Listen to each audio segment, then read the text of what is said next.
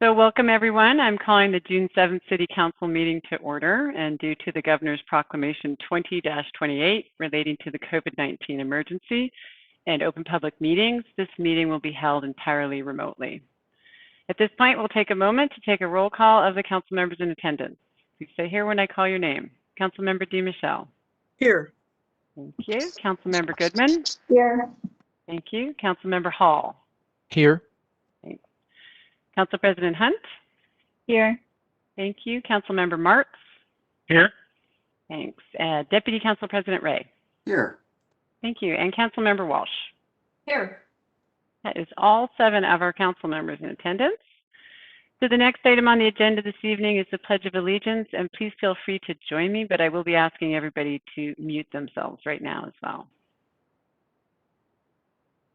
I pledge allegiance to the flag of the United States of America and to the republic for which it stands, one nation, under God, indivisible, with liberty and justice for all. Next item on our agenda this evening is audience comments. And if you have submitted the online form to make comments, we'll call your name shortly. And if you have joined us tonight and you would like to make comments but did not sign up in advance, please raise your virtual hand so our city clerk can see you. If you're on the phone, that could be pressing *3. If you join by computer or smartphone, look for a hand icon, and this can vary by device. One option may be to go to the participant panel and choose the raise hand icon in the lower right-hand corner. We are also going to have a public hearing tonight on AB 8152, the Public Benefit Rating System application for 2.76 acres of open space at 5805 229th Avenue Southeast in the Overdale Homeowners Association area. And if you would like to make comments on this topic, you will have an opportunity to do that later in this meeting. So City Clerk, has anyone signed up for general audience comments or indicated a desire to speak this evening? Mayor, no one has signed up to make comments. I do see we have like one member of the public on the line with us. I can just ask that if anyone is wishing to make comments, that they raise their virtual hand. On the phone, you can press *3 as the mayor noted, or you can visit the participant panel and raise your virtual hand. Just monitoring here for a moment. It doesn't appear anyone's wishing to make comments this evening. Thank you, City Clerk. So just as a reminder, written comments can always be submitted to your City Council at citycouncil@issaquah.gov. And Council President Hunt, do you have any emails to summarize on tonight's agenda topics? Thank you, Madam Mayor. This is Council President Hunt, and while we're doing virtual meetings, we have been summarizing emails that have come to Council on topics that are on the agenda for this evening, and that for items that we've discussed on multiple evenings have come since the last time we've discussed them. So we have received several emails on topics for tonight. Several emails came in about AB 8123, which is the 2022 to 2027 Capital Improvement Plan, including Transportation Improvement Program. One expressed concern that the way that the non-TIP, so the non-transportation improvement parts of things in the CIP, makes it seem as though things are many things are possible that are separate from the funding of what's possible. Generally expressed concern that the plan is separate from funding, and thinks that express that the planning should be more connected to what people would be, or community members would be willing to pay for. And also expressed support for the Creekside Restoration Project, which is in the capital improvement plan. Then we received a email in support of Memo 2. There are 2 memos in our packet, so this one expressed support for Memo 2, including that. Also stressed the importance due to the safety implications of sidewalk completions on Squawk Mountain, and expressed concern about the feasibility of walk and roll, which is another plan that we have for transportation improvements. We received another email that supported including the draft memo too, and explains the reasoning for that. And then we received another email about the ecological benefits of beavers in King County, and this based on prior correspondence with this community member who shared this article. This relates to project ST 048, I believe, which is the Pickering Ditch Flood Control Project, which does, in the project justification, it does refer to beaver dams. And that summarizes emails that we received on agenda items for this evening.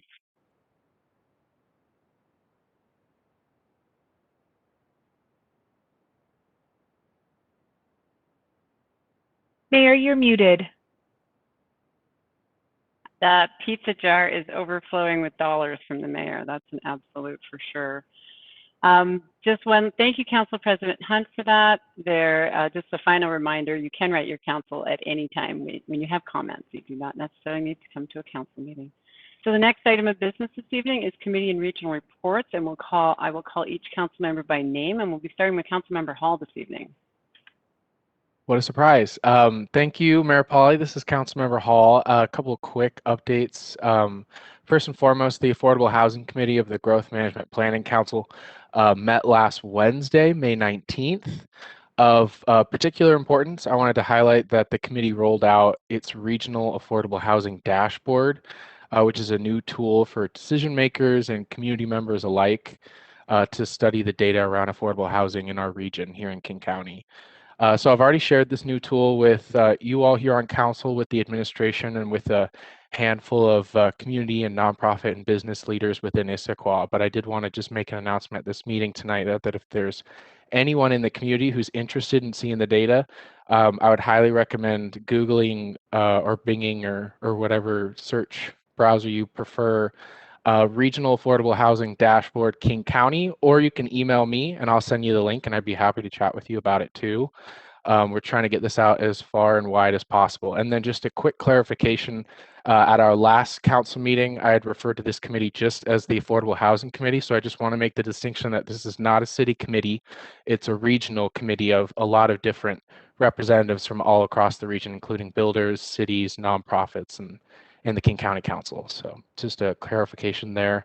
And then finally, I wanted to just give everyone on council a heads up that at the next meeting, I'll probably have a much longer report for Cascade Water Alliance and be asking for some feedback at the good of the order. Mayor Pauly and I will be, so stay tuned for that. We'll probably have an email go out before the next meeting with that information. And with that, that concludes my report. Thank you, Councilmember Hall. Next up, we have Councilmember DeMichelle. Thank you, Mayor Pauly. This is Councilmember DeMichelle. First of all, I want to say that I've tried that Affordable Housing Dashboard and it's fabulous. So thank you for distributing that information. Last Thursday, June 2nd, I attended the Healthier Here Governing Board meeting. The first hour of the meeting was focused on internal governance issues, including the election of a new co-chair. We received a report on a successful public engagement pilot program aimed at minority and immigrant communities that was initiated in response to COVID-19. And then finally, we acknowledged the many contributions of Patty Hayes, who has retired from her position as Director of Seattle-King County Public Health. And we received a COVID-19 update from Public Health Policy Director Ingrid Ulray. And then on another note, a meeting of the Eastside Transportation Partnership is scheduled for this Friday, June 11th. And that concludes my report. Thank you, Councilmember DeMichelle. Next, we have Councilmember Walsh. Thank you, Madam Mayor. This is Councilmember Walsh. On Tuesday, I attended the Issaquah Chamber of Commerce meeting and briefed them on a few things going on in the city, including the sign code update that took a little turn, and asked them for any feedback that they might have at this point to still engage with us on that. I briefed them on the Title 18 that had come to PPC the day before, the Planning Policy Commission, and just kind of this public reopening of that concept, and wanted to make sure that they were aware. We also had a brief conversation about school resource officers, where that community conversation is coming through, and that the council is going to receive the presentation of community feedback on June 15th. And then we ended with a conversation about the city facility reopening plan and how we're also going to be briefed on that on June 15th. And so that was our conversation. And that concludes my report. Thanks. Thank you, Councilmember Walsh. Councilmember Goodman? Thank you, Madam Mayor. Councilmember Goodman here. Eastside Fire Board of Directors meets this Thursday, June 10th at 4 p.m. It's a virtual meeting. And I just see sort of nothing unusual on the agenda, some typical standing items, but there are recruits graduating on June 17th. So if you're interested in attending that virtually, then I would suggest connecting with Eastside Fire and either via their website or give them a call and see if anybody here or the public would like to attend that. You can get a link to attend that. That's my report. Thank you. Thank you, Councilmember Goodman. Next up is Councilmember Martz. Thank you, Madam Mayor. This is Councilmember Martz. The Puget Sound Regional Council Growth Management Policy Board met on Thursday, June 3rd. No actions were contemplated or taken. The Sound Cities Association Public Issues Committee will meet Wednesday, June 9th at 7 p.m. online, and currently no action is being contemplated. This concludes my report. Thank you, Councilmember Martz. Next up, we have Deputy Council President Ray.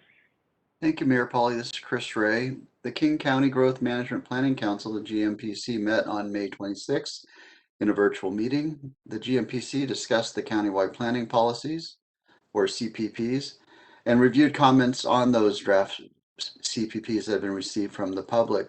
GMPC also reviewed a draft of the Urban Growth Capacity Report. GMPC took no action at this meeting. The GMPC is scheduled to meet again on June 23rd. At that meeting, final action will be taken on the 2021 countywide planning policy update, including growth targets, and final action will also be taken on the urban growth capacity report. And that concludes my report this evening.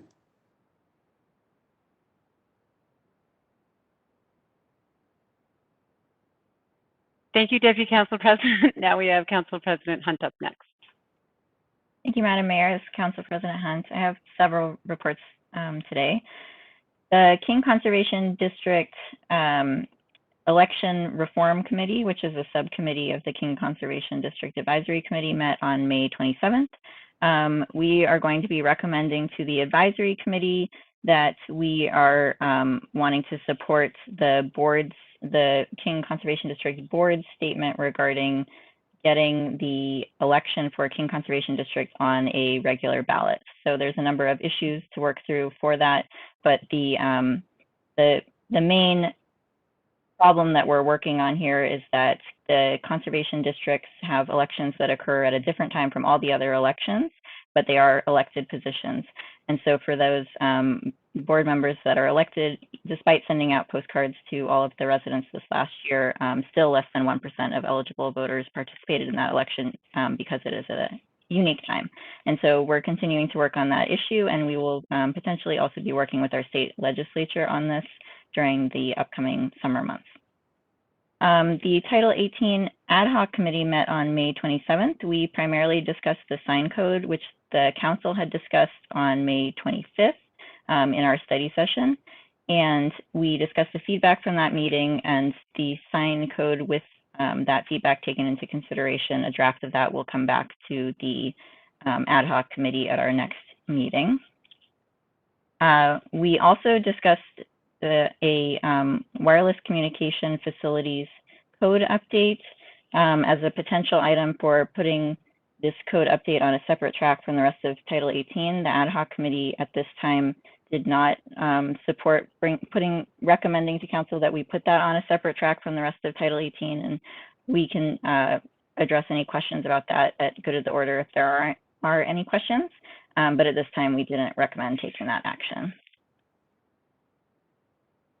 The Salmon Recovery Council for WIRA 8, which is the technical name for our watershed, met on May 20th. We approved a letter So the action taken was that we approved a letter with strengthened language regarding a proposed asphalt plant along SR 169 in the Cedar River Basin. This proposed asphalt plant, there are concerns about the impacts that could have on salmon habitat. It's right on the river. And so this letter will go from WIRA 8, Salmon Recovery Council, to the King County Department of Local Services, and emphasizes the importance of avoiding adverse impacts to salmon and salmon habitat in their review of the permits for that plant. And it also talks about how mitigation or compensation will not protect the salmon. And so we really need to make sure that there aren't adverse impacts from that plant on the salmon. We also approved the 2021 Cooperative Watershed Management Grant Round funding. And then lastly, the Salmon Recovery Management Committee, which is a subcommittee of the Salmon Recovery Council for WIRA 8, met earlier today, and we will be recommending approval of the budget to the full council with a 2.5% increase for the CPIW, or Consumer Price Index. And this has been typical in all years except for last year, where we made an exception due to COVID and budget uncertainty. That concludes my report. Thank you, Council President Hunt. The next item on this evening's agenda is the mayor's report. Start off, there will be an executive session held this evening to discuss pending and potential litigation per RCW 42.30.110(1) and performance of public employees per RCW 42.30.110(1) And these items are expected to last 40 minutes. No action is anticipated in the open session. Last week, I issued a proclamation for June 4th, 2021 to be Gun Violence Awareness Day in the city of Issaquah. I encourage all community members to support efforts to prevent the tragic effects of gun violence and to honor and value human lives. I'd also like to do a Pride Month proclamation as part of my report.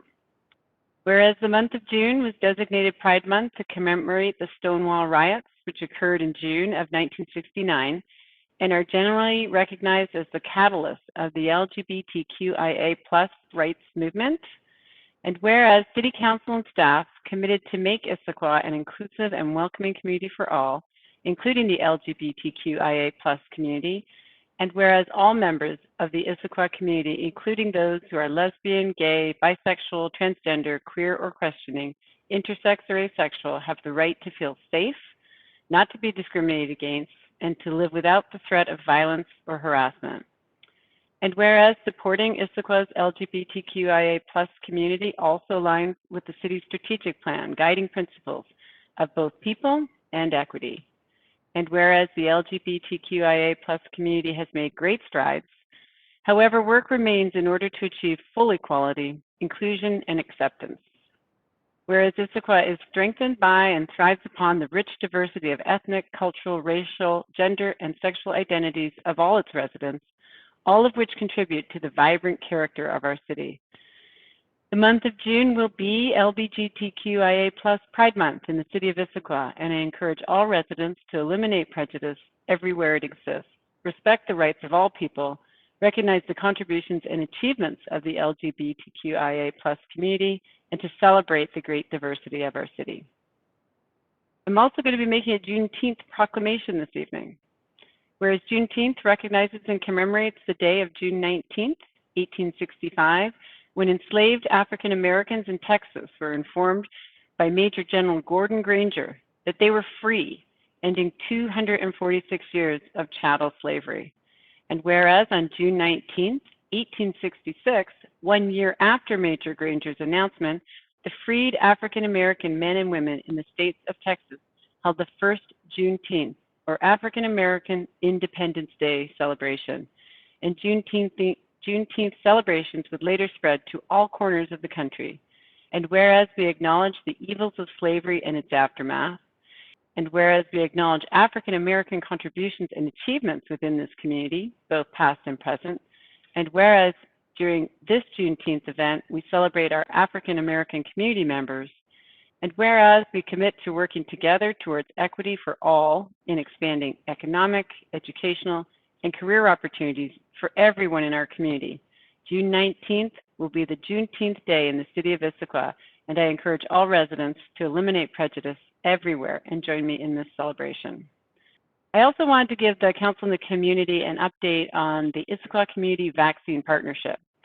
In conjunction with President Biden's goal to vaccinate 70% of Americans by the 4th of July, the U.S. Conference of Mayors announced last week a month of action with the White House and Department of Health and Human Services to increase vaccinations in cities across the country.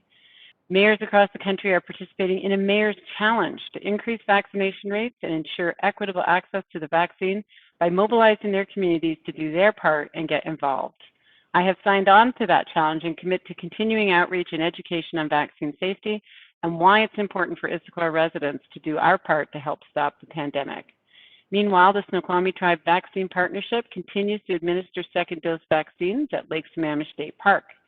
As vaccines are now widely available in our communities, mass vaccination sites like ours will begin to close once the second doses are completed later this month.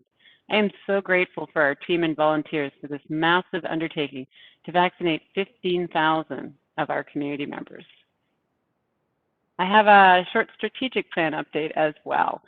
It's been 2 years since we adopted our Issaquah, the city's first strategic plan.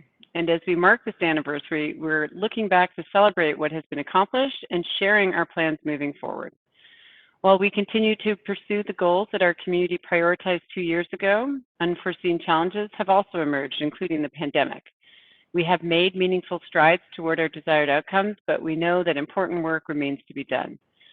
Our plan is based on a plan, do, check, and adjust cycle to ensure that there is a focus on continuous improvements and that the actions, objectives, and goals are in alignment with the current conditions and community priorities.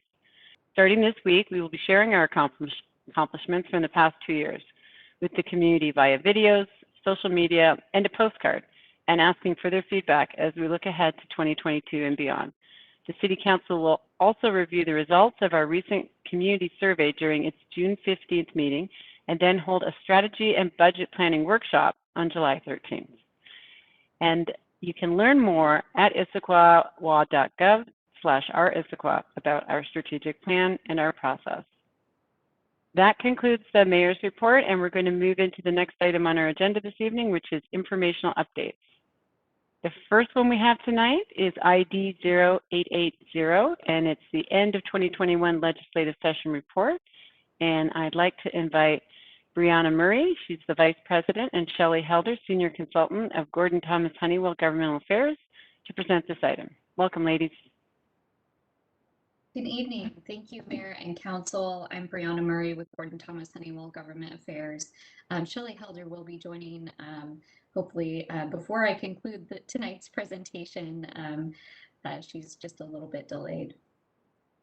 I do have a PowerPoint presentation to walk through this evening. I think as most of you know, throughout the legislative session, Shelley Helder was on maternity leave, and I was pinch hitting, doing my best to fill her shoes. I'm very pleased to have her back, and again, she'll be joining us later this evening. I'm here to provide an update on what occurred this past legislative session, and I'm going to move through a lot of material very quickly in hopes that it will leave time for you to ask any questions. So with that, we'll go to the first slide. This evening, I'm going to provide you with a broad overview of what occurred throughout the 2021 legislative session, and then hone in more specifically on your adopted 2021 City of Issaquah legislative priorities. We'll conclude the presentation by talking about next steps. Advance to the next slide. We'll start with the overview of the 2021 legislative session. The legislature operates on a 2-year cycle. This legislative session was the first year of that 2-year cycle. That 2-year cycle does align with the state's biennial budgets. As the first year of the 2-year legislative biennium, it was scheduled to be a long legislative session, which means it lasted 105 consecutive days, including holidays and Sundays. We, of course, work all of those days. Unique this year, the legislative session was conducted almost entirely in a virtual format. There were a handful of senators able to be on the Senate floor at any given time, but all public hearings were conducted virtually. This allowed people to participate in the public hearing process with greater ease. And I'm very pleased to share that for the city of Issaquah, it meant that you all participated in the legislative process with a greater zealousness that I think was very effective. Mayor and council, and really especially the mayor, testified on over a dozen different occasions, whereas in a typical format, the number of times you all as elected officials would be able to testify is more in the realm of 3 to 5. So the virtual format did offer that benefit. Democrats held the majority in both the House and the Senate. This allowed them to establish the agenda for the legislative session, and they focused on 4 different items. They focused on COVID response, economic recovery, climate change, and equity. And all 4 of those items saw significant policy advancement this session. Because of the virtual format, legislators were encouraged to limit the number of bills that they introduced into the process. As a result, a total of 1,075 bills were introduced. That is about half as many bills as we would typically see introduced into the legislative process. With that being said, 334 bills passed the legislature. That is almost what we would see in a typical year. In a typical year, we usually see around 400. So while there were significantly fewer bills introduced, roughly the same number ended up passing into law. This legislative session was marked by some very significant policy decisions that many would describe as being historic. The legislature chose to enact a capital gains tax, which will now be challenged in the court system. That capital gains tax is anticipated to generate $415 million of biennium if it is upheld. The legislature on the environmental front passed a low carbon fuel standard and a cap and trade or cap and invest system. Those will be implemented here over the next 2 years. They approved over a dozen different police reform bills, and they tackled the Blake Supreme Court decision, which came out in the middle of the legislative session, finding the statute making the possession of controlled substances a felony to be unconstitutional. They passed legislation making it a misdemeanor rather than a felony. So really significant policy decisions were made this session. In addition to a lot of policy work, the legislature also adopted biennial operating, capital, and transportation budgets. For the operating budget, they were anticipating a significant revenue shortfall going into the legislative session. However, the March revenue forecast indicated that state revenue collections had returned to pre-pandemic levels. That, coupled with the federal government approving the American Rescue Plan Act, which provided the state with $4.25 billion, and enacting a capital gains tax, meant that the operating budget at the end of the legislative session was one of the most robust investment packages in state history. Similarly, the capital budget was a $3.9 billion budget and utilized just over $500 million of the federal ARPA funds to make significant investments. The most challenging of the 3 budgets was the transportation budget. Unlike the operating budget, transportation budget revenues did not return and still have not returned to pre-pandemic levels. This meant that in order for the state to deliver the projects that had already been committed funding, they had a fairly significant revenue shortfall. They used $1 billion of that $4.25 billion in federal funds to just balance the transportation budget and continue to deliver projects that had already been committed funds, and to fund state culverts in response to a Supreme Court mandate. Because of the revenue shortfall and the demand for new investments in transportation, there was a lot of discussion around a transportation revenue package. And if you read my weekly reports throughout session, you followed along as that conversation continued. There was a lot of discussion about a grand bargain, which would have included the passage of a low carbon fuel standard, the cap and invest system, and a transportation revenue package. While an agreement was reached on the first two of those three items, an agreement was not reached on a revenue package. The legislature approved versions of the low carbon fuel standard and cap and trade that had language that would have made them not effective until the legislature adopted a 5-cent gas tax package. However, the governor vetoed that language, which many would argue took the pressure off the legislature to adopt a transportation revenue package here in the short term. With that being said, I'm happy to report to you all that really the discussions around a transportation revenue package have continued in earnest since the conclusion of the legislative session. There is an active dialogue around how to reach an agreement on a package, perhaps prior to the 2022 legislative session. And if an agreement were to be reached, they would be called into a special session to adopt that transportation revenue package. That is a lot of trying to cover a lot of material that occurred in 105 action-packed days in one slide. I think with that, we can move on to the next slide, where we hone in a bit more specifically on your state legislative priorities. You had four main state legislative priorities: to secure funding to widen State Route 18, secure funding for the I-90 under-over crossing, secure capital funding for the Issaquah Food and Clothing Bank, and finally, fiscal sustainability. I'm going to go over each of these in a bit of detail. So we'll start with the first one there. If you go to the next slide, thank you. To widen State Route 18. This is an item that has been on the city's legislative agenda now for several years. This request builds on an existing project. So the legislature has already funded a project to replace the I-90 State Route 18 interchange. However, there is a section of State Route 18 that needs to be widened so that it is not a two-lane road.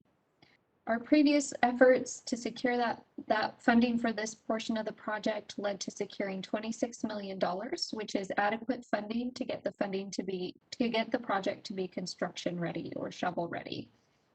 However, there is no construction funding identified for the project. Prior to the beginning of the legislative session, we'd requested an updated construction cost estimate from the Washington State Department of Transportation. The updated construction cost estimate was extremely high, and so we've been working with our legislators, particularly our 5th District legislator, Senator Mullet and Representative Ramos, to see if we can get a reduced cost estimate for the project. The legislators did land on allocating $500 million in any of the proposed package proposals that came forward. So we saw the Senate release a proposed transportation revenue package, and we saw the House release a proposed transportation revenue package. Both of those package proposals include $500 million for the project. You all adopted a resolution in the middle of the legislative session in support of the legislature adopting a revenue package. And if a revenue package were to be adopted based on the House and Senate proposals, it's highly likely that $500 million would be allocated to this project. But as I shared before, there's a lot of discussion, but no agreement yet on the revenue package. So we'll need to keep working on this item. I will also note that it's unclear whether $500 million would actually construct the entire project. That may not be the full amount of funding needed in order to complete the project. But our legislators did feel like it was a significant investment in moving the project forward. The next item, and moving on to the next slide, is the I-90 under-over crossing. This is also a transportation funding request for $3.4 million for pre-design and environmental documentation for this project. As I described earlier, there's really no funding available even for a project in the early stages like this and at a price tag of 3.4 million within the transportation budget. So we focused our efforts on the revenue package discussions. 3.4 million was included in the Senate proposed package, but no funding was included in the House proposed package. We heard pretty early on feedback from our legislative delegation that their priority was our previous item that we discussed, to the widening of State Route 18. And I think the emphasis on that project is what has made it challenging to get this 3.4 million included in both the House and Senate proposals. Brianna, I'm just gonna, sorry to interrupt you. City Administrator Bobkowitz would like to make a comment. Yes, thank you, Madam Mayor, members of the council. Brianna, we really appreciate all these detailed overviews. If we could ask you perhaps to speed it up just a little bit. We have a full agenda before us this evening. Thank you. Yeah, absolutely. So I think the message on this one is that there's more work to do. We can move on to the next item, which is the food and clothing bank request. So for this one, we requested $1 million in capital funding with the Food and Clothing Bank and Eastside Fire and Rescue. The capital budget was pretty straightforward, and the final capital budget included just over $1 million for the project. The additional $30,000 that was included there goes to pay the Department of Commerce admin fee. So this item we were able to fully accomplish, and I encourage you all to express great thanks to the 5th District legislators. Can move on to the last of the legislative agenda items, and that is fiscal sustainability. This is another item where we saw a great deal of success. First, state shared revenues were fully funded and also increased for the first time in many years. Marijuana revenue sharing was increased, and additional funding was provided to cities to implement police reform bills. We saw streamlined sales tax mitigation funding, mitigation payments fully funded, not just for the future, but also for the past year, where we saw the governor veto the mitigation payments for the 2021 fiscal year. Those payments will continue until 2026. One item that's left undone is the 1% property tax cap being adjusted for inflation. We saw House Bill 1362 get introduced and have a very positive hearing in the House Finance Committee, but it otherwise did not advance. So there's more work to do on that item. With that, I think we can advance to the next steps slide. Don't see, I think Shelley has been able to join us, so I'm going to turn it over to her to do this last slide, since with her back from maternity leave, I will be passing the baton back to her. Great, thanks Brianna, and thanks Council. Good to be with you this evening. I know we are running short on time, so I'll just keep this really brief. First off, the legislative session is the busy time of year, but it is just one part of the overall process. Lobbying really is a year-round effort. So the first thing that I want to encourage us to do as we head into the interim is to thank our legislators. They had a really long session and accomplished a lot. So I think our first and foremost priority as a city is to thank them, both when you see them, hopefully in person, but also through some type of formal recognition that we can work with city staff to identify. And then as Brianna mentioned, there are some items that are left undone, primarily the development of a transportation revenue package, which of course we have 2 priorities for inclusion in that. Uniquely to this interim, there is a redistricting commission meeting, or I guess redistricting commission that is taking place, and we are going to be tracking those activities closely. And then before you know it, this legislative session for 2022 will be here. It's scheduled to begin on January 10th. So we'll be updating the city's legislative agenda and policy manual to prepare for that. And I think with that, we are happy to answer any questions. Thank you, Shelley. Thank you, Brianna. Thank you for all the great work you did down there and for the summary you provided today. And to remind us to continue to say thank you to our 5th District representatives. That was great. I'm actually not seeing any questions in the chat. I'll give it a second or two to see. Very thorough. It was a good year for Issaquah. There was a lot of things that were in the approved legislation that are direct benefit for our community. So we're very grateful. And I still don't see any comments. So just want to thank you for everything that you do, and welcome back, Shelley. We missed you. So glad you're back. Thank you, Brianna. Thank you, Shelley. That was great. The second informational update is ID 0915, and this is an update on Capital Financing Community Task Force. And I'd like to invite City Administrator Wally Bobkowitz to introduce this item. Yes, thank you, Madam Mayor, members of the council. Good evening.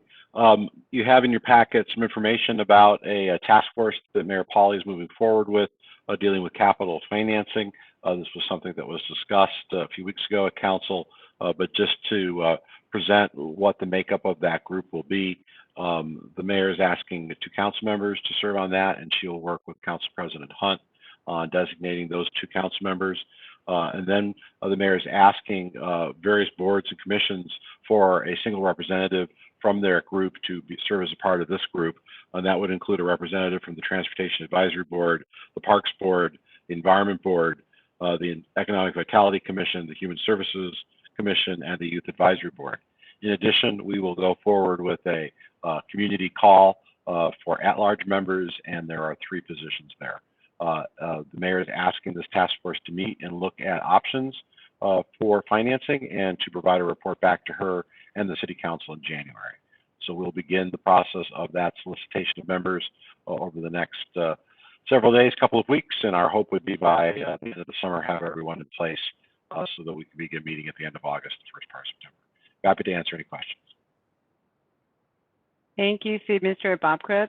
I'm going to give it a second or 2 in the chat to see if there's any questions on this item. Oh, no. Oh, sorry.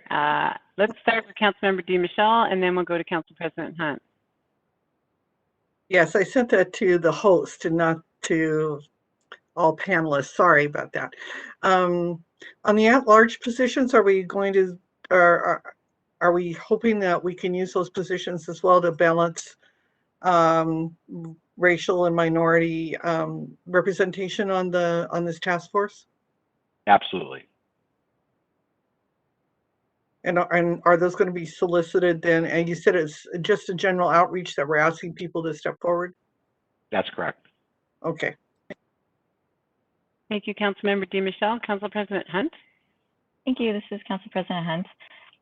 As was mentioned, there's a line in the memo about that the Council President is requested to make appointments. And so I typically, when we have the regional committees, we do an email survey and we determine who all is interested. And so just wanted to make sure that if you are interested in those, to let me know so I can know who's interested and able to, or likely to be able to attend those. And you can either let me know by email like we do with regional and committee interest, or you could also let me know at good of the order if you already know. And just wanted to let you all know that, and then I'll hear from you. Thanks. Thank you, Council President Hunt. City Administrator, those are the only 2 comments that I saw in the chat. So with that, very good. Thank you. Thank you. We'll move to the consent calendar, which was distributed to council in advance, and if it's authorized, the items on the consent calendar will be considered together and approved by one motion. First, I'd like to check if the payables and payroll have been reviewed. This is Councilmember Hall. They have. Council President Hunt, they have. Thank you. Does any council member desire to remove any item from the consent calendar and consider it under regular business? And I'm not seeing any indication to do that. So I would be looking for a motion to approve the consent calendar. Council President Hunt. Thank you. I move to approve the consent calendar as it appears in this evening's agenda. Thank you. Deputy Council President Ray. Second. Thank you very much. We will get the clerk to take the roll call vote. Starting with Councilmember Walsh. Aye. Councilmember DiMichele. Aye. Councilmember Goodman. Aye. Councilmember Hall. Aye. Council President Hunt. Aye. Councilmember Martz. Aye. Deputy Council President Ray. Aye. That's 7 ayes, 0 nays.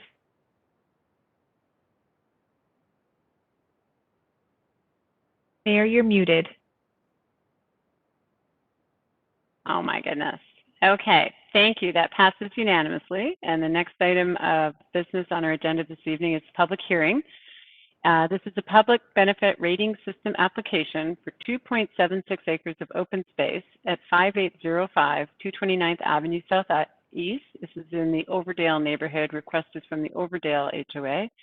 And this is the first time this item is coming before the City Council. And I'd like to ask Kristen Leeson, our Senior Planner, to provide a brief presentation before we have the public hearing. Kristen, welcome. Thank you. Good evening, Madam Mayor and council members. Yes, I'm Kristen Leeson, Senior Planner with the Community Planning and Development Department. I am going to share a screen with you before I get started.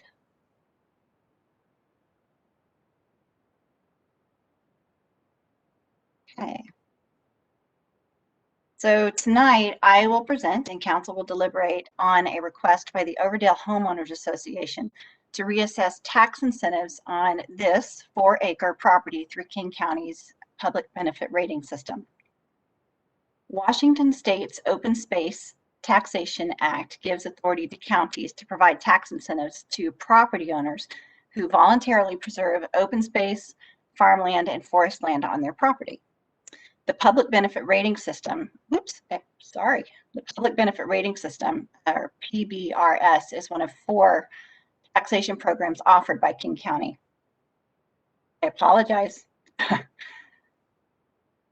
Trying to move your faces. There we go.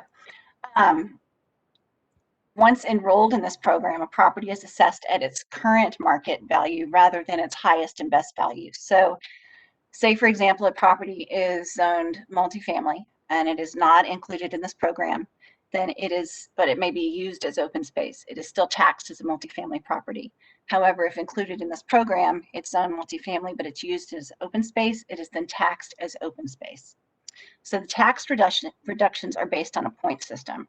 Points are awarded for each PBRS category for which a property is eligible.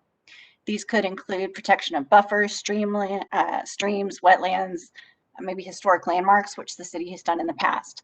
Total points could result anywhere from 50% to 90% of a reduction in the assessed land value of the portion of the property that is enrolled. So tonight, as I mentioned, we're looking at this 4.06 acre parcel. However, only 2.76 acres are eligible for the tax incentives. So these 1.3 acres right here contain 2 soccer fields, picnic tables, and a bench. The other 2.76 acres contain a trail and a bench and views, and can also deer, birds, and other wildlife can often be spotted here.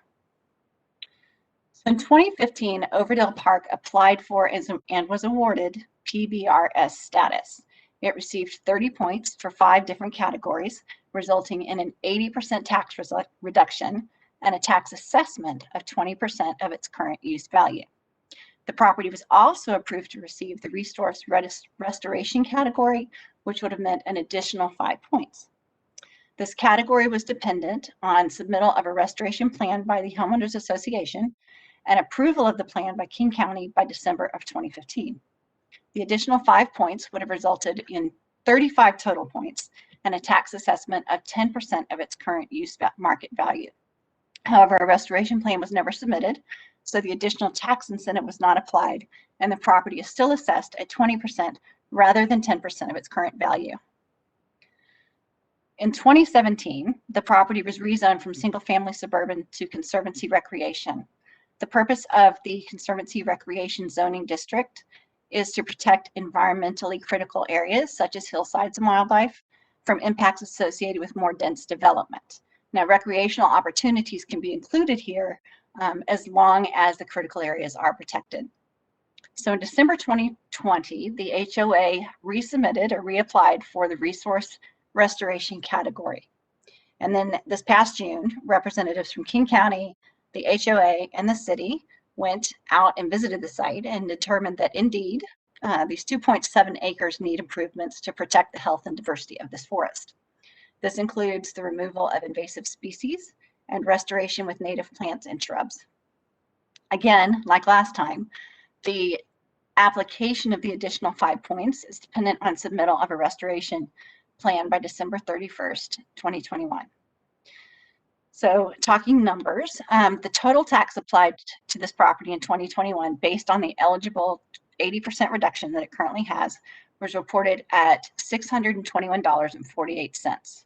This is distributed among several entities, including King County, the school district, and the city. If the resource restoration category is approved and then applied, the city would receive about $8.86 less in annual tax revenue based on an eligible 90% reduction. The property tax reduction would not start until the fiscal year 2022. So if the council chooses not to approve the restoration category, King County will not approve it either. They both have to affirm the application. However, the other 5 categories would still apply to the property, and the property would still be assessed at 20% of its current use value. King County is going to hold a public hearing on June 23rd to hear the same request, and a decision must be made by July 1st. So the administration recommends the City Council approve the resolution as presented related to Overdale Homeowners Association's request for the additional resource restoration credit, pending submittal of a restoration plan by November 1st and King County approval by December 31st of 2021. So that's the end of my presentation. I do have Megan Kim and Bill Bernstein present from King County to help answer questions that I am unable to answer. Thank you. Thank you, Kristen, and thank you for introducing your King County team as well. I'm not seeing right now that there are any questions in the chat box, so I'll keep my eye on for a second. Deputy Council President Ray. Thank you, Mayor Polly. I am intrigued by this and the requirement for a restoration plan by date certain. What about restoration activities as outlined in the plan? What is the timeline for doing that, and what happens if it doesn't occur? So those are monitored for about 5 years. The Overdale Homeowners Association would be required to submit reports along with photographs of the property. If no work is done and the property stays as is, they could lose the restoration status. If the property degrades below what it is now, there would be conversations about removing the tax reduction altogether. Great, thank you. Thank you. I'm not seeing any other questions, Kristen, but I do know that we are going to open the public hearing shortly, and we do have somebody that's coming to talk today. So the guidelines for citizen comments for the public hearing also apply the guidelines for citizen comments also apply to those that are made under the public hearing. I'm going to open the public hearing at 7:53 p.m. And if you have joined us and would like to make a comment but didn't sign up in advance, please raise your virtual hand. You can do that by pressing *3 on your phone. If you joined by a computer or SmartBook, look for a hand icon. This can vary by device. So one option may be to go to the participant panel and choose the raise your hand icon in the lower right-hand corner. City Clerk, I know we have at least one person signed up to speak this evening. Yes, Janet Wall has signed up to speak. Janet, I'm going to make you a panelist in just a moment. You'll then see the option to unmute, and you may also choose to turn your video on.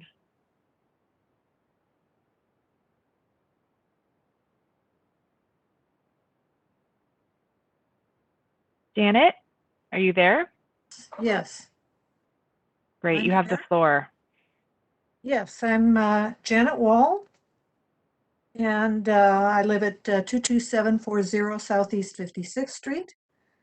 And I'm also a member of the, I'm a resident of Overdale Park. And I just wanted to let you know that I am available to answer questions regarding what our plans are. I had been working on doing restoration, so a lot of the restoration has been done, but there's still more that can be done, and especially adding some native plants, which I will supply. So, and also a difficult part is there's a chain link fence that the adjacent property owners belong to Overdale, and they put in their own fence and lay our fence down, and blackberries grew up through it. So I have to somehow cut off pieces of the chain link fence and in order to be able to remove the blackberries. But anyway, that's one of the, I will be submitting the restoration plan before November 1st, which will outline what we propose to do and what I propose to plant. And I'll try to get members of the Overdale Park community involved in the restoration so that they have a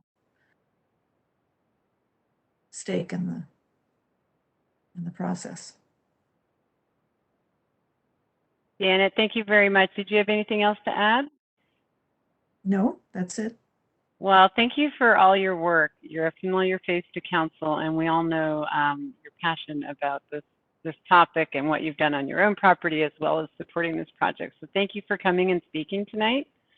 Want to see if council is ready to make a motion. Mayor Polly, yes, we should close the public hearing.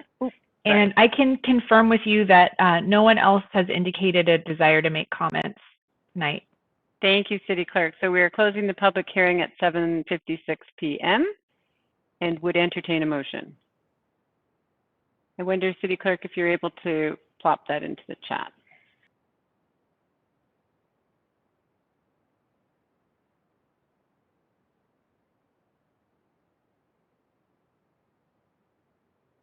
I have the motion.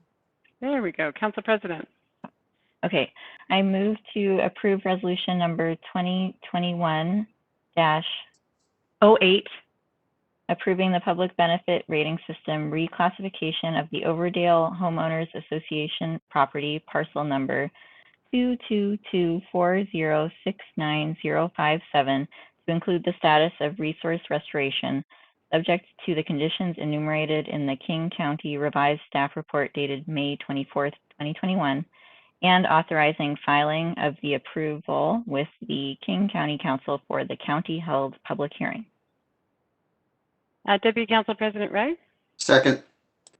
It has been moved and seconded. If you have council comments or questions, can you put them in the chat?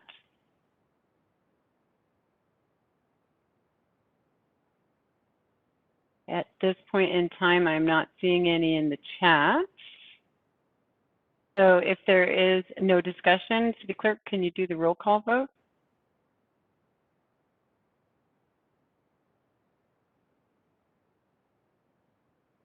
Yes, beginning with Councilmember DiMichele. Aye. Councilmember Goodman. Aye. Councilmember Hall. Aye.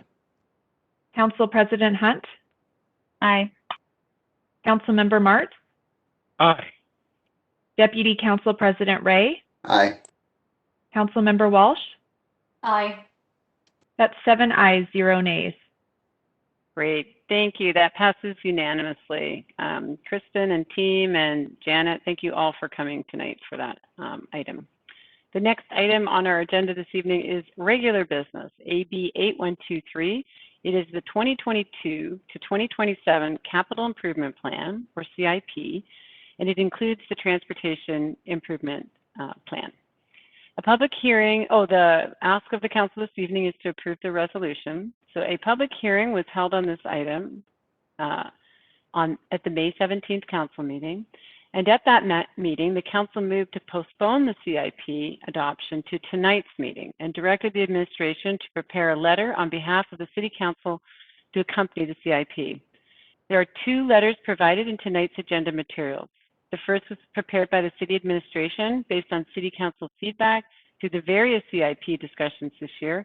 And while it is new to include a letter with our final document, We're starting that this year. We used a template from our operating budget process as a starting point.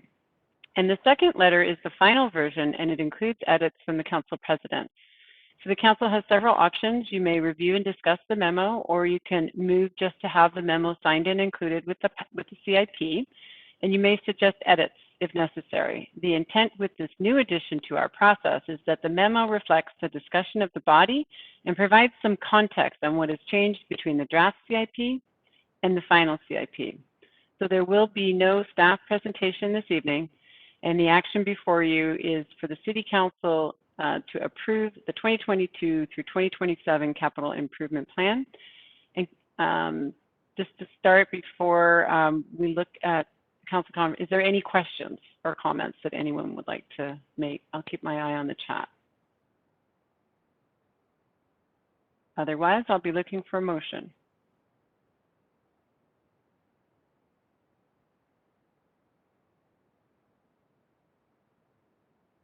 Oh, I missed that. Council President, I'm not seeing anything in the chat as far as questions go, but Council President Hunt can make a motion. Thank you. This is Council President Hunt. I move to approve finalization and transmittal. I move to approve resolution number 2021-09, adopting the capital improvement plan for 2022 to 2027, including the 6-year transportation improvement program. Deputy Council President Ray? Second. It's been moved and seconded. Is there discussion?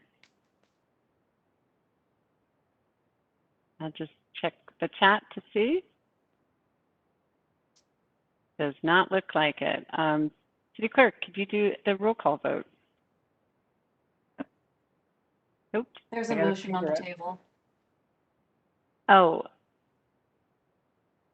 sorry. So it's been moved and seconded. So now I'm seeing an optional motion in there as well. Is that, so you're going to have to help me navigate this, Tisha. The optional motion is optional, and so there is one motion on the floor to approve the resolution. If council wishes to approve a transmittal memo, which is reflected in the optional motion, it may be preferable to do that in tandem with this motion, so potentially before. So the body could withdraw this motion and address the memo first if they'd like. It's one path forward. I think that makes sense. I'll go to Council President. Do we want to go to the optional motion first, Council President? Council President, if that's the preferred procedure, I can do that. Second degrees? Absolutely. Thank you. Okay. So, Council President, would you care to make the optional motion? Yes, thank you. I move to approve finalization and transmittal of memo number 2 regarding the 2022 to 2027 capital improvement plan. Deputy Council President Ray? Second. Okay. It's been moved and seconded to approve the finalization and transmittal of memo number 2 regarding the 2022-2027 CIP. Do we have any comments, any questions, any discussion? Council President Hunt? Thank you. This is Council President Hunt. On the May 17th meeting, I talked about how my intent with proposing that we postpone to this meeting and have a letter included with the CIP would be to document our ongoing conversations that we have with the CIP. The CIP is something that we do every 2 years, and we have a lot of conversations that continue from one process to the next. And I think that documenting our intent and documenting where we are with some of these conversations would be beneficial. And we also have a precedent with the budget letter that accompanies the budget and documenting our process there and lessons learned there.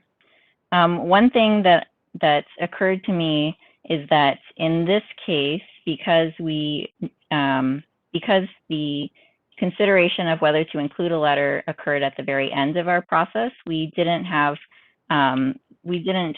flag things in our deliberations as we went that we would include in the letter. So in this case, and if we continue with this process, which I strongly support, then in the next CIP process, like we do with the budget, if council has, if there's a point in time in a deliberation where there is a discussion and a consensus and the intent is important and the conversation is important, and perhaps there isn't a change made in the CIP itself, but still that conversation is important, then that could be flagged by council like we do with budget. So I think in the future, that would be the way that we would align our CIP letter memo writing with the way we do the budget letter. And I think that would be really beneficial. In this case, which we discussed in the May 17th meeting, Director Goldberg drafted a letter. It had a lot of the changes that council had made and really served as the backbone for the letter that I drafted, and I included that information. And then as I had discussed at the May 17th meeting, I also felt that it was important to go back and review the conversations that we've had that didn't directly translate into changes. So the sorts of things that I talked about in that May 17th meeting, we, for example, had a lot of conversations about the need to proactively steward our infrastructure that is reflected in the pavement management program changes. I think it's a broader issue that we will need to continue to discuss in the next CIP. Also, longstanding safety concerns from the community, and also echoed in the Commission's review of the CIP, and how to explore how to align those issues with our planning process. There are some deviations between, for example, the master mobility plan that we've adopted and what's in the CIP, and so how to best align those. The other thing that I thought was important is that we had the commissions for the first time give us feedback, and that was really beneficial, and they gave us great, very high quality feedback. I think that including them in the next process would be excellent as well. I do think that including them earlier in the process, as council has discussed previously, would be beneficial if they could be brought in at the policy level. So I sort of expanded on that and discussed also some of the feedback that we received from them about how they would benefit from better understanding our prioritization process and how their feedback could influence that. So I reviewed not only our conversations, but also I reviewed the summaries that were from the different commissions, of which we had several review the CIP this year, which was great. And then, so lastly, in the 17th meeting, we discussed how this would come before council and council could discuss it. And this would be the first time that we've had this particular sort of letter. So I did go back through our conversations and tried to document what I thought were the most important things that are these ongoing conversations from my two CIPs that I've been on council for. And then again, use the information that Director Goldberg provided, which was very helpful in the drafting of the letter.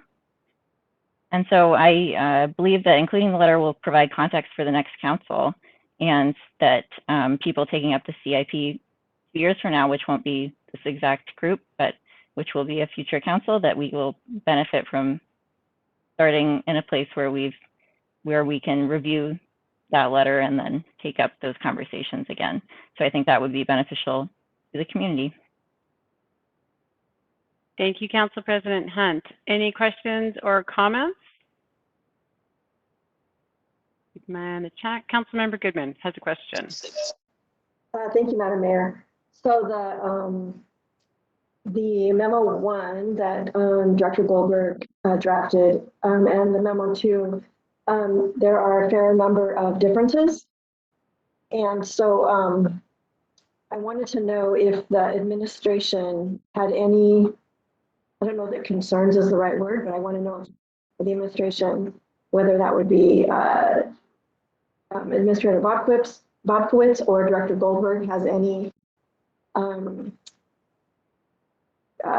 feedback or suggestions for the council about what, I don't know really what my question is about, like maybe what potentially is maybe not a good idea for a letter or not appropriate in a letter. I'm just curious what the feedback might be on that. Looks like City Administrator Bobkowitz wants to start. Thank you, Madam Mayor, members of the council.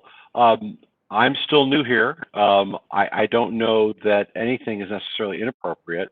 I think Council President Hunt gave a fair recitation of the process that she went through, as I understand it.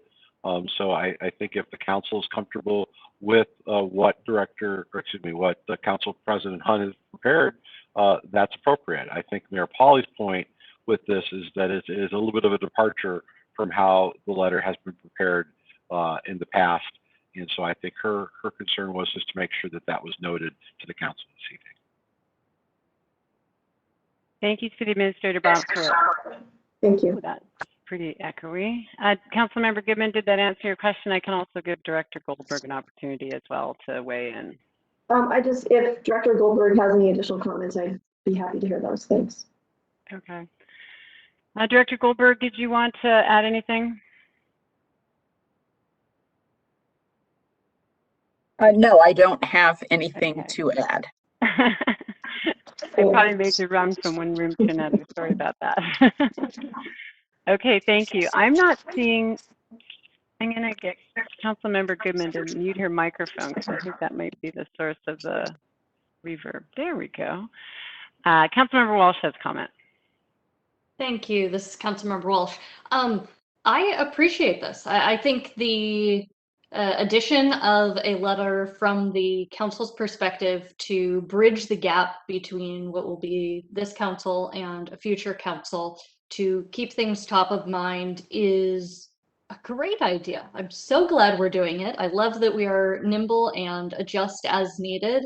And so I very much appreciate it. I like what was written in the letter too. And I think it gives our perspective not as a administration council, but just as a, hey, here's what was on our mind while we were discussing this, and here's the strings that were maybe left undone that we need to make sure are top of mind for the next period. And I think that just makes everybody's work easier. So very much approve. Thanks. Thank you, Councilmember Walsh. And I do think as we work our way through new steps like this, I think Council President had some good suggestions about how to be able to do this so that it can be tracked all the way through, which is great. I'm not seeing any other comments, so I'm going, oh, Councilmember Goodman. Thanks, sorry. My one comment, and I'm glad that Council President raised it, is that, as I said at the May 17th meeting, I think it's a good idea. And the initial letter that was drafted by Director Goldberg, I think, was an accurate portrayal of the council conversation. What I am not particularly a fan of is the council leadership, not any particular leadership, figuring out what to put in that letter and pulling things from conversations. I like that Council President had raised that idea that these things that would go in the letter, just like they are when we have our budget deliberations, should be flagged at the time of deliberation and not just simply pulled together in a letter later. I think we all should know when the letter is being drafted what's going to go in the letter. That's not a knock on what ended up in memo number 2, but I think we should, if we're trying to mimic what we do during the during budget, then it should be we should know what's going to go into the letter before it's drafted. I'm hoping I'm making myself clear. But I understand what Council President Hunt was trying to do, and we're starting a new process here with the CIP. So I'm supportive of it, but I think that she is right, and that the next year those items that we're going to go in the letter should be flagged first. Thank you. Thank you, Councilmember Goodman. And I'm not seeing any additional comments. So I think we'll go to the motion that has been approved and seconded, which is motion that has been made and seconded, which is to approve finalization and transmittal of memo number 2 regarding the 2022-2027 capital improvement plan. And I'll turn it back over to the city clerk for a roll call vote. Beginning with Councilmember Goodman. Aye. Councilmember Hall. Aye. Council President Hunt. Aye. Councilmember Martz. Aye. Deputy Council President Ray. Aye. Councilmember Walsh. Aye. Councilmember DiMichele. Aye. That's 7 ayes, 0 nays. Thank you. That passes unanimously. And now we will be looking at someone to make another motion.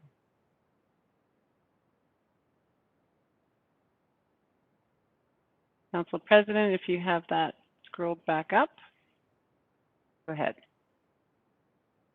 I move to approve resolution number 2021-09, adopting the capital improvement plan for 2022 to 2027, including the 6-year transportation improvement program.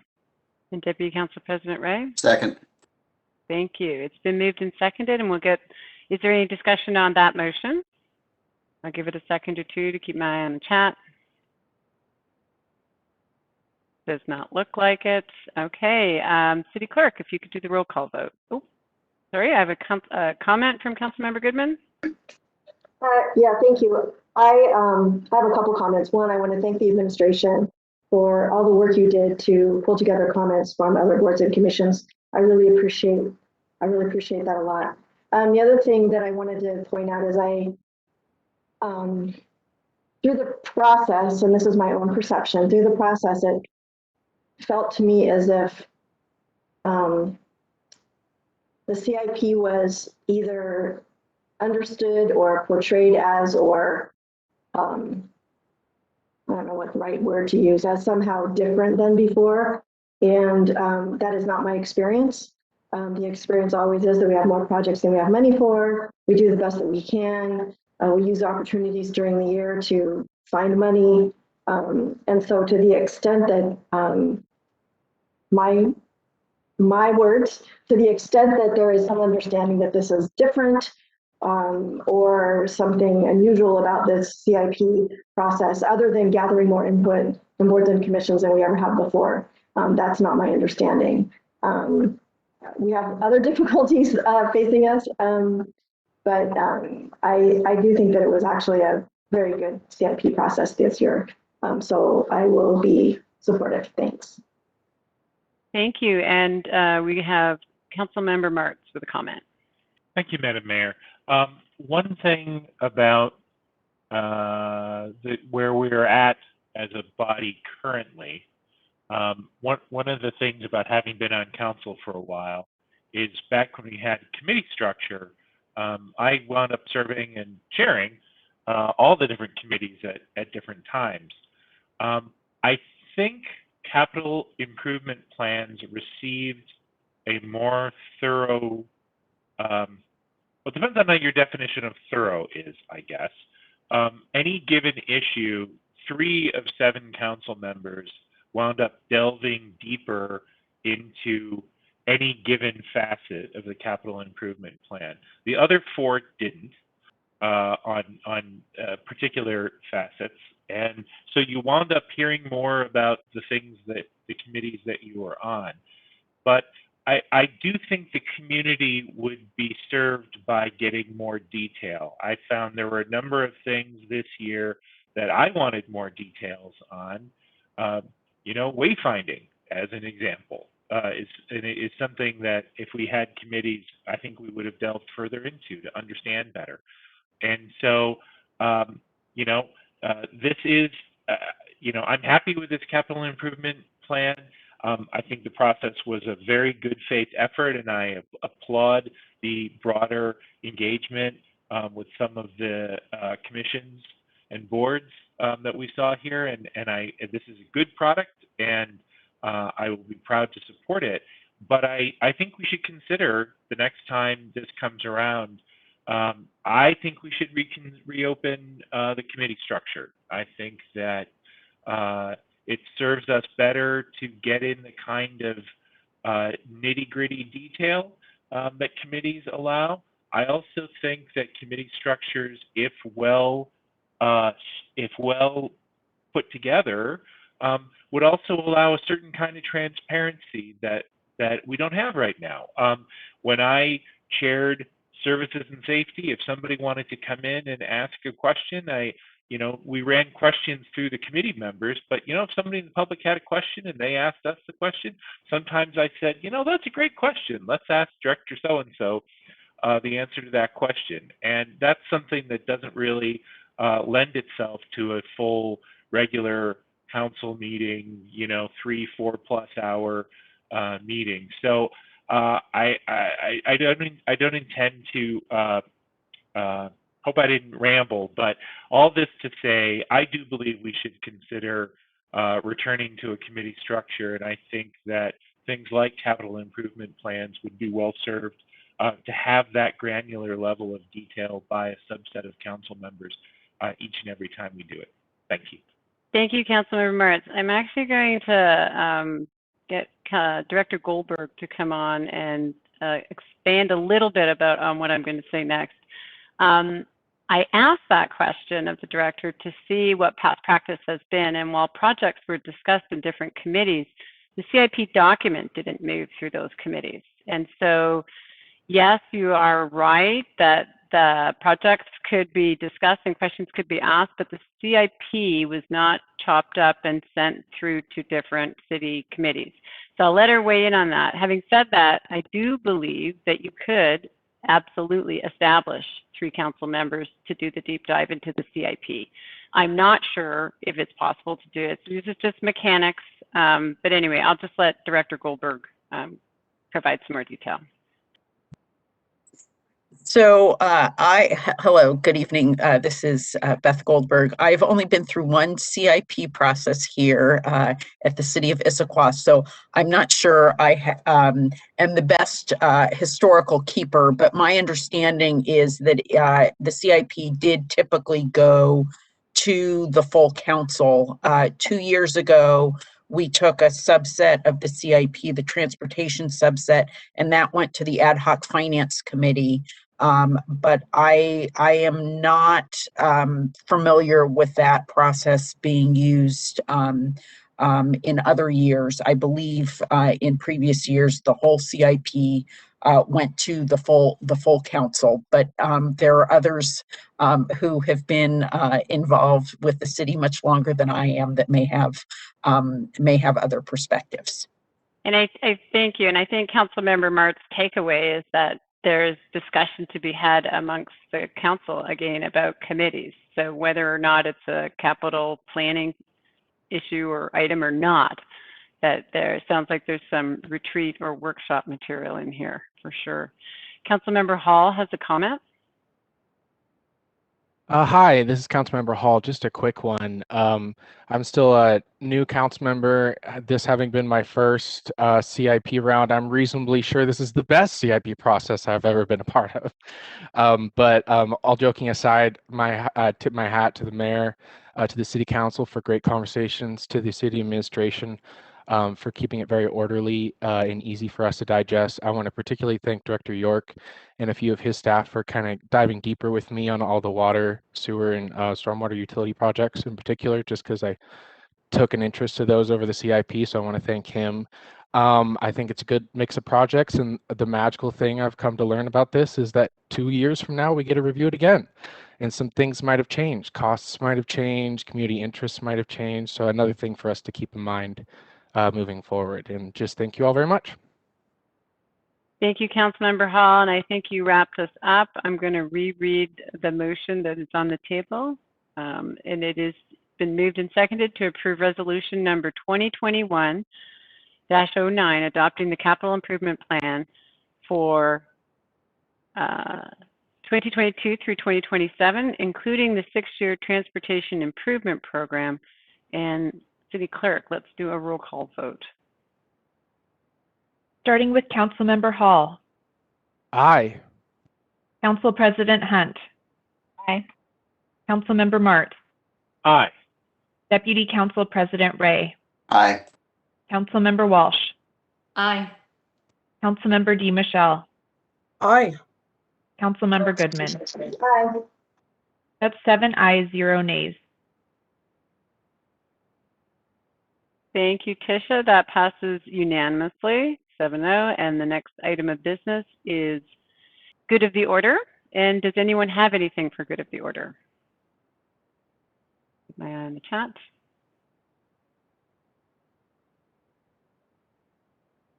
While you are thinking about it, there are a few meetings coming up. The City Council Study Session on Tuesday, June 15th.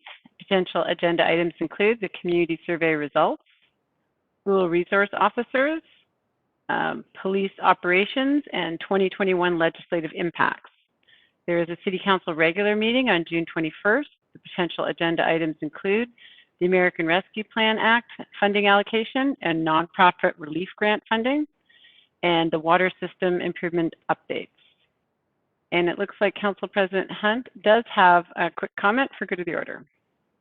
Thank you, Madam Mayor.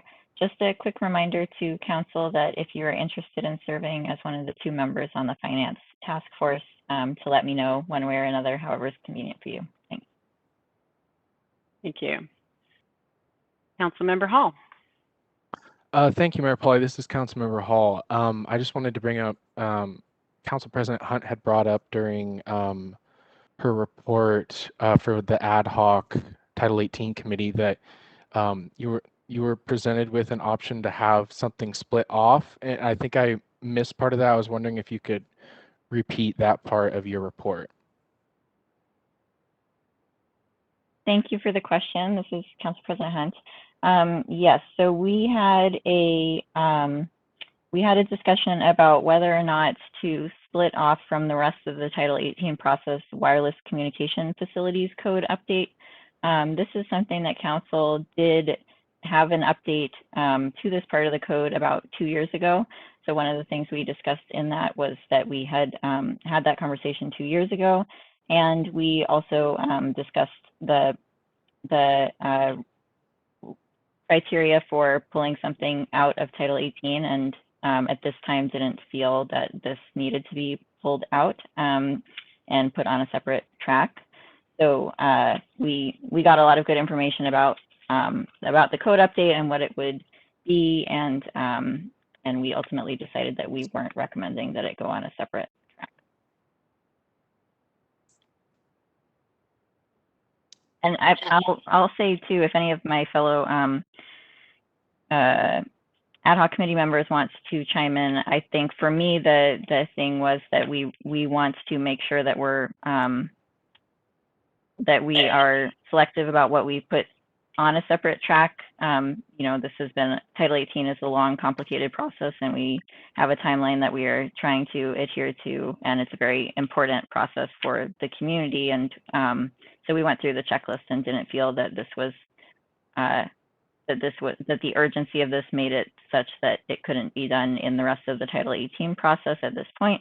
And then the other thing was, there are also some other cities that are looking at updating this part of their code, and so we also thought we could stay tuned and see what those other cities were doing. Thank you, Council President. That looks like the last piece of good of the order, so I'll move down the agenda to the executive session. As earlier announced, there will be an executive session held this evening to discuss pending potential litigation for RCW 42.30.110(1)(I) and performance of public employees per RCW 42.30.110(1)(G), and these items are expected to last 40 minutes. No action is anticipated to follow in open session. As a reminder, executive sessions are closed to the public, and we will now recess into the executive session at 8:28 p.m. And I'll ask the city clerk to move the city council into a separate session within this meeting. Anyone who is not part of the closed session will remain in the main meeting, and you are welcome to stay in the meeting until it is reconvened.